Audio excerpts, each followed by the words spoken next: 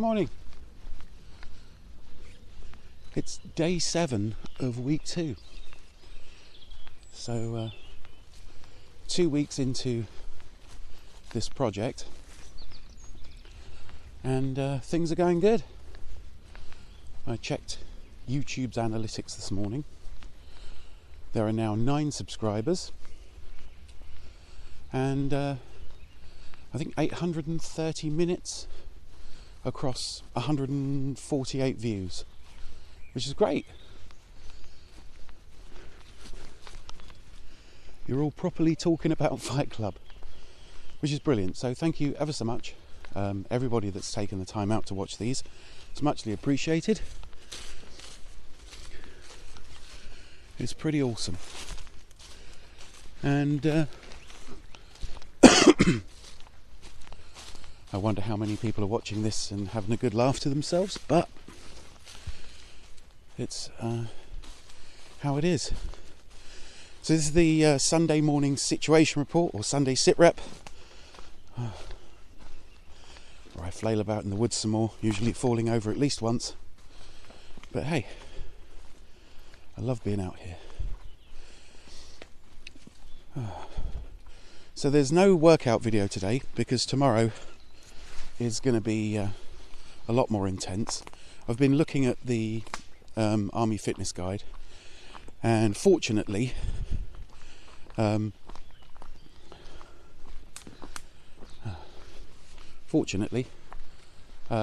weekends seem to be pretty clear, you know.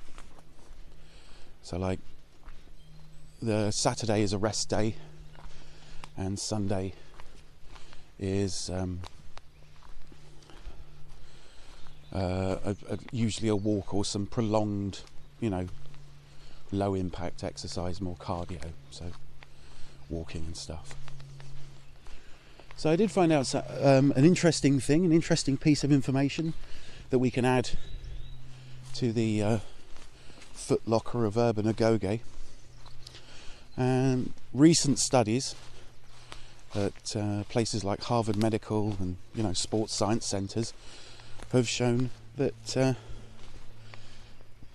if you don't want to do the intense workout, you know, as long as you've got 3 times as much time to spend on doing it,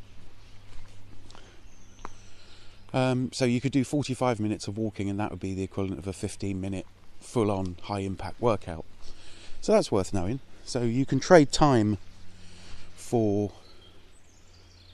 if you like, intensity. So a 45-minute walk will replace a 15-minute workout, which is what we've been doing, well, what I've been doing every day.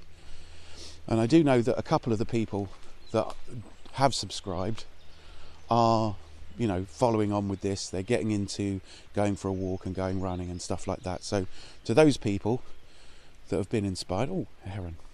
This is the good thing about coming out early in the morning. It's about 8:30 as I'm recording this. Got up at, well, woke up at 6 o'clock, 6:30, which is pretty good after going to bed around midnight, a little bit past midnight. So yeah.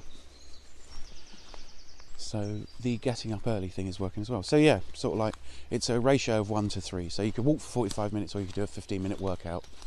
And I guess if you did that every day, it would at least achieve something. So that's our new piece of information. It's a 1 to 3 ratio, walking to doing loads and loads of extra exercise. However, I want the flexibility and the capacity, so I'm building up my muscle mass. So I want to be able to do stuff. I don't want to be scared of doing a shed load of sit-ups. Sorry, I'm just eyeballing everything. The thing about being in the woods is that you like to be rather aware of your surroundings. So yeah, so that's a useful piece of information. And the other bits that we talked about earlier this week, things like the 7 Habits of Highly Effective People by Stephen Covey.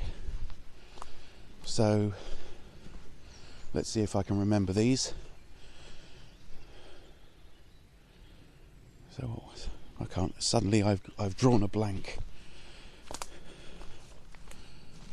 As Don't know why I can't remember those. So there was begin at the beginning, understand, that there is a start point, and prepare, first things first, and it's never begin without a destination in mind if you're planning to do something. Synergy, as in working together with other people to achieve better results. Sharpen the saw, as in get fit. That's 4. The others will come to me, but those were, that was an interesting sort of way of understanding things. Started meditation this week, and whilst I'm not overly into all the non-provable aspects of meditation, I am coming round to the idea that even if all you do is breathe for 5 minutes at the beginning of the day, that'll start it out. That'll, do you some good, like cleaning your hard drive. Did a little bit of yoga, and the army fitness thing, which I find this is really interesting. I mean, I'm sure they've known it for a while. Those dorsal raises are very much like the cobra position for starting off. To stretch all your lower back muscles out. So that's interesting. So we've got some, what I'd like to call tactical meditation and tactical yoga.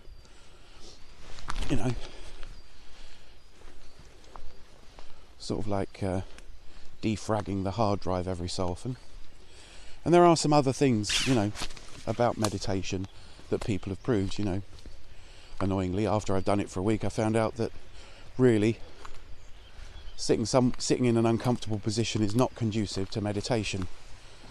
Although I think it's good practice to sit zazen, even if you've got to raise yourself up on a pillow or a blanket, just so that you're a little off the ground, so it's not hurting your inner thigh muscles and the outer thigh muscles and stuff like that. But I've noticed my posture's a little bit better, so there's no harm there. And from the previous week, we've got things like forming habits, and now it is really a habit to come out and walk around in the morning. It's a habit to do some exercise, so that's good. It's a habit to eat less meat. I don't know how I'm going to get down here, so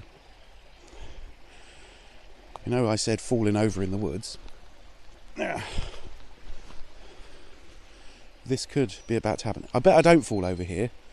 I better go down this sort of 1-in-1 slope, this 45-degree angle in the mud. I better go down it and I don't fall over. Okay, so we've got, the getting up early thing. That works. That totally worked yesterday. I got in almost way. A full day's worth of activity. And then went to work and did a full day at work. Did like a 9-hour shift.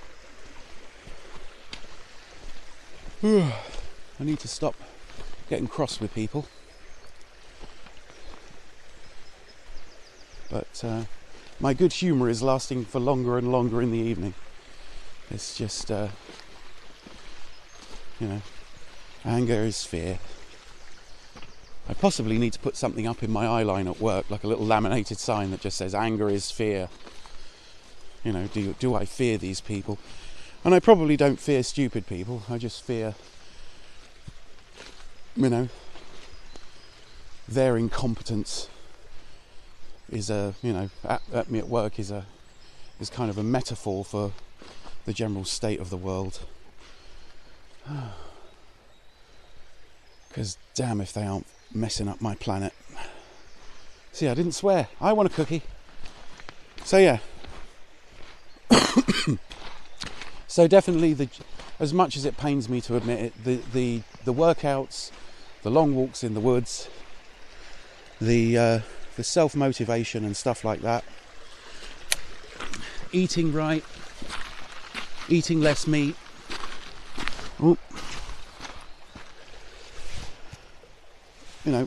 All those things. Bear with me a minute. All those things are working. And I'm going to come back to it, but if you told me that 3 or 4 weeks ago, I'd have laughed at you. And if you told me that I'd just stop eating ice cream and pizza, because literally that was my diet a while back, I really would have laughed in your face. So, make of that what you will. A little bit of self-motivation does go a long way, and it all begins with that first decision to, you know, I could sit here and play computer games for 5 hours, or I could go for a walk. I'm telling you, go for the walk. You know, go for the half an hour walk and then play 4 hours of computer games if that's what you want to do. So, I have really messed this up. I now have to go back up the 45-degree slope. So yeah, so it is working, and as proof of that, I weighed myself this morning, because I'm only going to do that once a week. There's really no point in doing it any more often than that. Oh no, bringing back memories of sliding down stuff. No, this is silly. This is definitely falling down the side of a hill territory.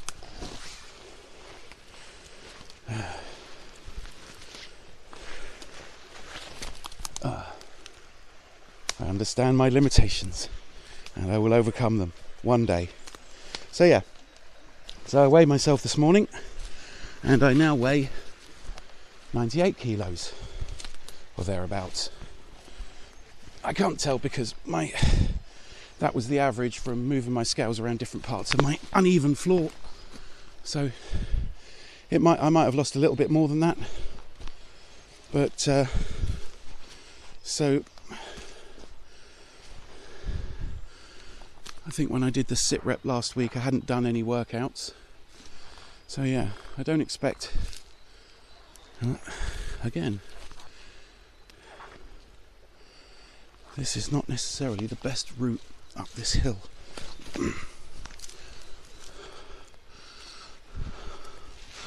I'll take off the hat for a minute. Oh, see, this is why they call them action cameras.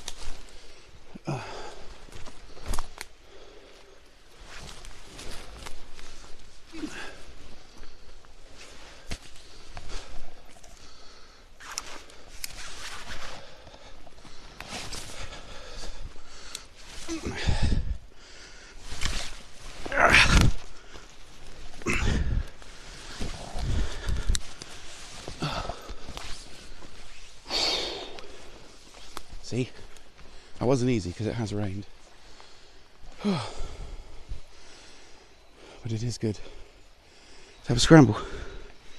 So, re the weight thing. If you are doing workouts, and I fall over on a flat bit. If you are doing workouts, you're going to be replacing some of your body fat with muscle, which weighs more.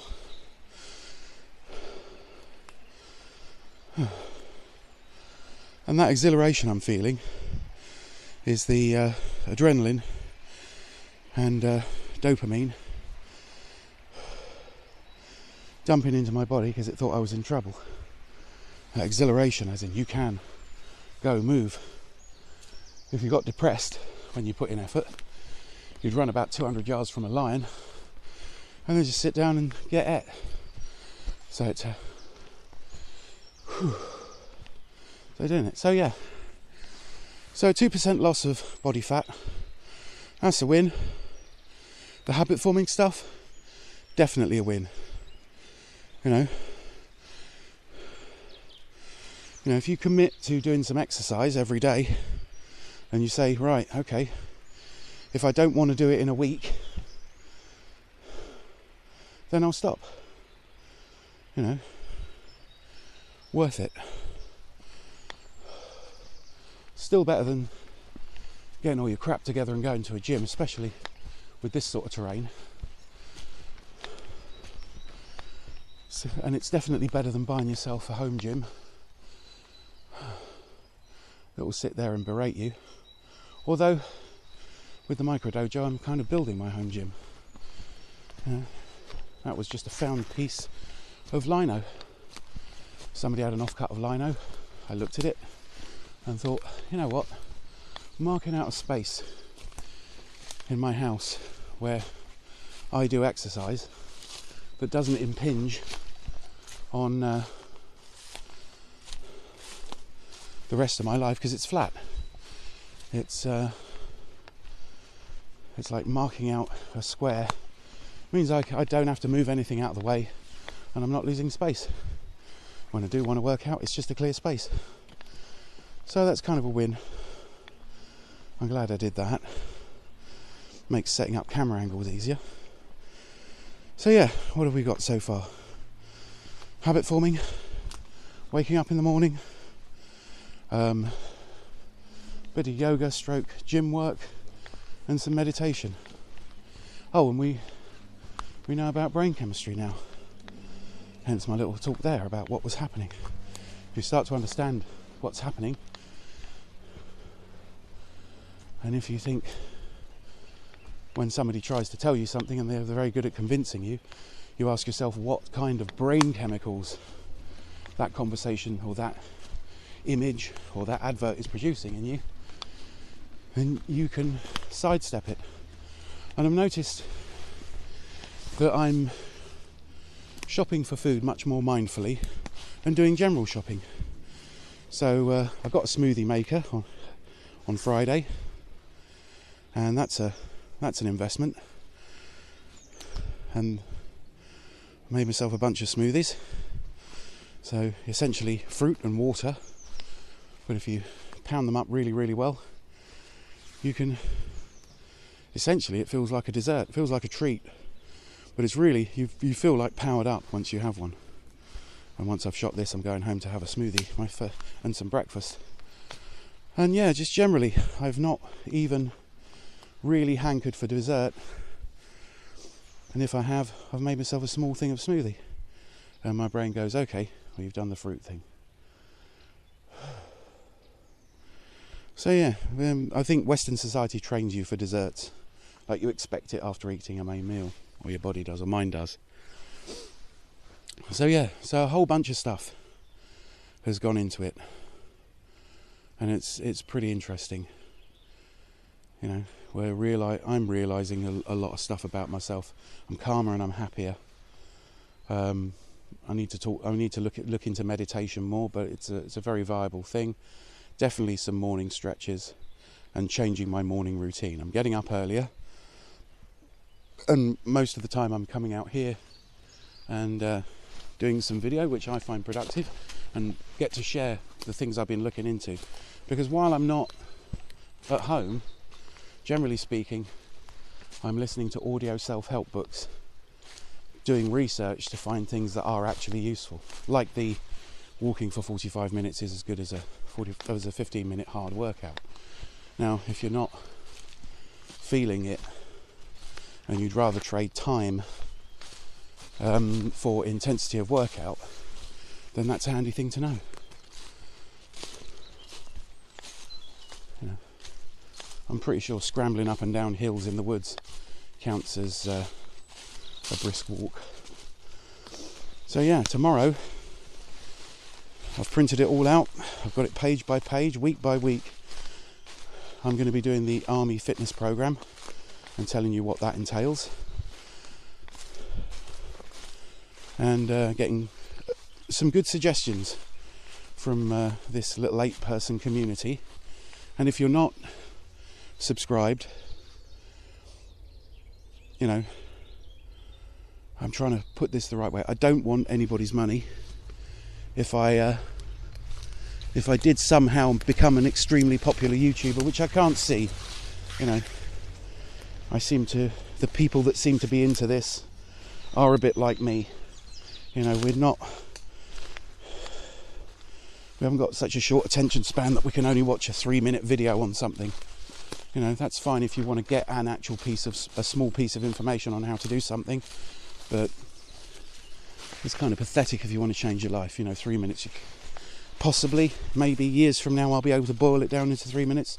But if it was boiled down into 3 minutes, you know, get exercise, eat less food, definitely eat less meat, you know, learn about yourself. Here's how brain chemistry works. Here's what exercises you could do.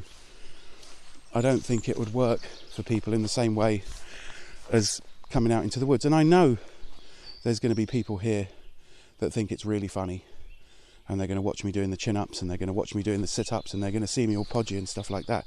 And at the moment, yeah, it is. I must admit, it makes me laugh when people say, "Oh, what's your new YouTube project?" And I say, "Right, I'm a fitness instructor." And it's interesting because it's kind of like you see some men look at women in that they do the sort of like, you know, the top to bottom, and then they linger on a certain part of your body. So I'm getting this sort of male gaze aspect where people are checking me out and going, no. But do you really want someone that's completely ripped for the whole thing, that started off ripped and fit and healthy and well nourished and stuff like that, and then started telling you to be well nourished? Or would you rather, you know, because if you're looking at YouTube about fitness and this is where you're learning about it, then there's every chance that you're, you know, at least a little bit like I was. You know, you're at least a little bit heavier than you would like to be. You've got a diet that's not as good as you'd like it to be.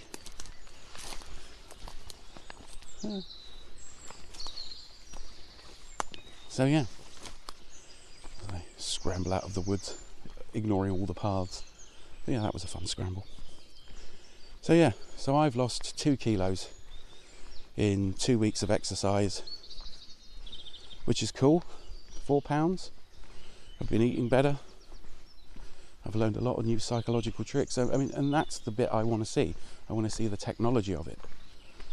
You know, I want the psychological technology. I want the toolkit and the way to hack myself. Because, you know, I think in terms of technology and computers, because that's what I'm interested in.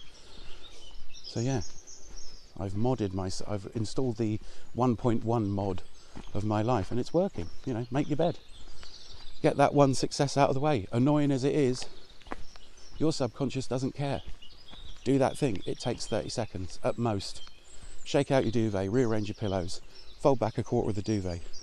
So when you do go to bed, after having a day with a lot more exercise in it than your body's useful, you've got somewhere cool to sit. So yeah. So there's no gym section today. There's only the one. Because tomorrow I'm really beginning it. And I'm up against the gun a little bit on time, and I want to get this out today, this morning hopefully. And then I've got another 9-hour work shift. And then we'll be going into it. So next week, it might be handy if you get a pen you like. Doesn't really matter if it's a posh pen or anything, and a notebook. Because next week I'm going to begin keeping a journal and seeing if the stuff about journaling works. Because again, I'm the most disorganised person, I'm the most out of shape person, I am the person most likely to give up and fail. So, you know, I'm trying out all this stuff. I'm certainly finding that being a bit more mindful is cool.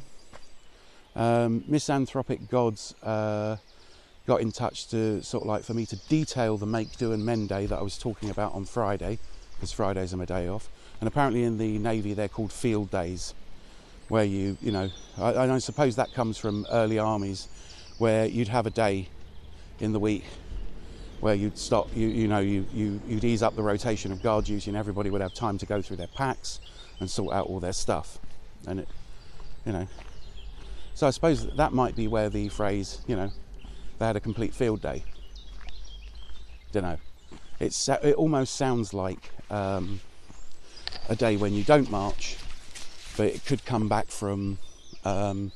It could be as old as the New Model Army in the 1640s, where Oliver Cromwell reshaped the army and started laying down like a uniform code of conduct and a uniform code of how they did things. And it was a revolutionary idea at the time. And a great name for a band. So anyway, I'm going to leave it there. So next week we've got more meditation, See if we can get some tactical meditation going. Some maybe Harlequin suggested, there's another one of the subscribers, some Ashtanga yoga, which, you know, he's shown me a few videos on some simple moves, so we'll be doing 2 or 3 yoga positions. I want to do a thing on morning routine, and maybe I'll be able to film that. And definitely the Make, Do and Mend Day, I'll go into that into more detail, and we'll be journaling. So there's quite a lot to look forward to next week. Hopefully this format is working for you. If you can think of anything better for the format, that's good. If you're watching this video for the first time, or you've only watched a couple of videos and you haven't heard me ask this, it's do watch the videos all the way to the end, because it changes the YouTube analytic, and my plan is to help people to realise themselves, you know, just for a few small changes, and then you can start making bigger and bigger changes, you know, as long as that fits with your ideal of what you want to be doing. You know, if you spend an hour watching television and you think, well, I didn't really enjoy that, and you could spend an hour working on yourself and making yourself more effective, that's like getting an upgrade to a computer, or buying a new console, or having something done, so doing something useful to your car. You know, you'd invest in the things that you own. You know, you own this, you own your body. Let's put some investment into that. So that'd be a cool thing. And I did say I was going to wrap it up. So watch the YouTube videos to the end. That changes the analytic and makes it crop up more, which would be great. And I know people are doing it because, you know, I live near some of the people. I work with some of the people that are, you know, clicking onto this. And if you subscribe, I don't mind if you never watch it. You know, subscribe and forget about it if it's not your thing, or it's not your thing right now, or you don't have the time right now. But, you know, probably the most effective thing, if you haven't started doing something, is mentally make a half-hour space in a day. You know, just to go, right, I'll have a half-hour space there, and do, you know, and just have a cup of coffee and visualize it. Well, oh, the other thing I want to go into next week is a concept called theatre of the mind, where you play out and rehearse things that you want to do or you want to become. Does that sound interesting? Yeah. The other thing is, if you like and subscribe and go for notifications, you know, that's a cool thing. There's a wasp on the camera. You might see it in a minute, obscuring the view. You know, those things all change the analytics. They all make the videos more prominent. I mean, I'm doing my bit. I'm trying to upload at least 1 video every day. Usually it's going to be 2. There'll be the physical fitness section, and then like a mental fitness section. We could all do with working out our brains. I'm tired of getting so angry at stuff. You know, anger's good, it motivates you. It doesn't get a whole lot done. So if you've got any ideas for that, I mean, I just spent a lot of my time being angry. I mean, imagine how many million calories I've spent. But then when you're angry and the thing hasn't changed, I think, you know, it can be very depressing. The world's in a state. I stand by what I said in week 1. We need heroes. We need motivated and organised people that can band together and go, right, maybe that will turn into a political party. Look at what's just happened in America. You know, people with no political experience just went, nope, and then did the supremely difficult thing of running for office in America. So to those people, you know, regardless of their politics, if somebody has got so annoyed with something, and instead of angrily putting a cross in a box or angrily protesting, they went, there's only one way to change this. You know, largely speaking, for the most part, if you have an organised protest and you say you get a permit to march from one end of a town to another, that doesn't change anything. It raises awareness, but generally speaking, the things that you can raise a lot of awareness of are things that people already know. You know, climate change. There isn't really a scientist of any reputation that says it's not happening. It is happening. They argue about what causes it, and they fudge the issue because, you know, we say it's human intervention, And the climate change deniers go, oh no, it's a natural thing. You know, it's a natural thing if you've got 1,000 times more cows on the planet than we really should have, and we're chopping down rainforest, which is our traditional carbon dioxide sink, and we're chopping that down into, you know, to make grazing land, and we're chopping it down to grow feed for those meat-bearing animals that we're using. You know, it is happening. We need to stop it, and the only way to stop it is to step in. And in those countries where it's a democracy, you know, then it's going to happen.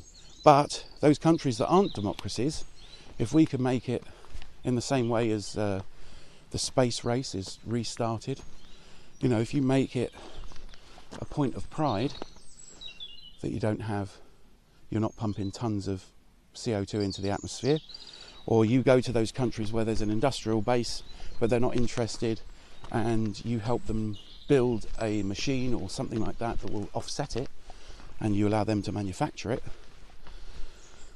I think it'd change if it was a popular enough thing. You know, if we don't have a planet, none of the rest of the stuff matters. You know, this is definitely one of those things where I'm an atheist, but I can overlook religion if people are going to get themselves sorted out and organised. Don't care. If you've got a faith in something, it doesn't matter. I've never cared about the physiological differences between people, or who they want to love, or whatever. It's completely pointless. Oop. Morning.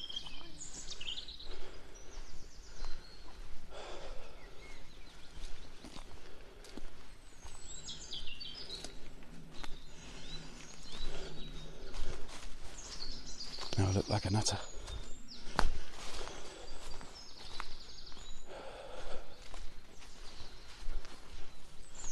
So yeah, I'll leave that in. That's the reality of walking around the woods near to the main paths. If I was walking down by the river, that'd probably be it. I'd be okay. Wouldn't worry anybody. So yeah, so we can make it better. I'm standing by the whole we need millions of heroes. We really need about, 6 billion. That'd be nice, wouldn't it? And I think there are very few people that, can't see that we need a functional planet, which is why I go for the whole Star Trek idea. It's an idea we can all visualise. In fact, there's an interesting story. I think it was the International Space Station back in the 90s, or it was a space shuttle. I can't remember. Somebody can look it up. But there was, I was very into Wicca at the time, so I was a pagan for a bit, for quite a large part of my life, up until I was about 30, I think, 35, maybe even 40, before I just went, there are techniques that work, there's a piece of the truth, but I'll move on. So yeah, and a call went out through newspapers and email and stuff for all the pagans of the world to send help, and I'm pretty sure it was the International Space Station, to send help to the International Space Station because they had a problem and it was like a real biggie, like they were going to have to fly up and get them off if they didn't fix it. And instead of imagining, I don't know, Hearn or some other pantheistic god, the reach of the ideals of Star Trek was so great that they said, let's not imagine like part of the pagan pantheon, let's imagine Mr. Spock from Star Trek, because Mr. Spock's going to fix it. And we all know what Mr. Spock's like, and we can all pretty much say, with some certainty what that character would say. But when you look at Star Trek, it's something everybody can glom onto. It's a situation in which people can get behind, despite the fact it's, fully accepting of whoever people are. There's no racism, there's no ownership of objects particularly, or if people do own stuff, it's like a suitcase full, and that's it, because they don't need anything. Gone past the need for things. You don't need things to define yourself. You need, you define yourself. Your outward appearance or the stuff you own doesn't define you. People think it does. we've been told that it does since the first days of marketing, where the nephew of Sigmund Freud, Edward Bernays, started attaching emotions to things. Yeah, but we've all been suckered by that. We've just got to get out of it. What does it do? How well does it do it? And that's your entire definition of an object. So yeah. So, haven't thrown away any of the ideas from week 1. And week 2 was a roaring success. So now, for this next coming week, I'd like a tidy house. And I'll show you what I mean tomorrow.